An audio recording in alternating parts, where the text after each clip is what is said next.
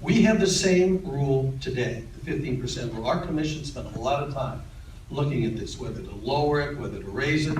There's a great deal of controversy on how you go about in doing it. We reached a determination, our commission did, that if it's 1 month before the presidential election, and you're not at 15% in the 5 leading polls, and these are not the kind of polls that you've been reading about in the primaries. If you look at those, there's usually 400 or 500 people involved in those polls. We're talking about polls that are big polls, that are over 1,000 people. And then if you're 15%, you're in. Ross Perot was in 1992. And that's the only time since we've been involved with it, have had 3 or more people. Final question though, for Martha.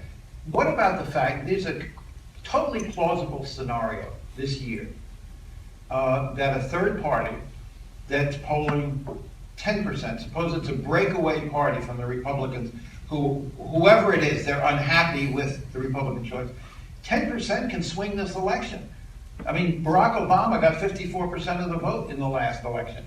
So 10% could swing the election. If that third party candidate can have that kind of leverage or that kind of impact, why shouldn't they be on the stand?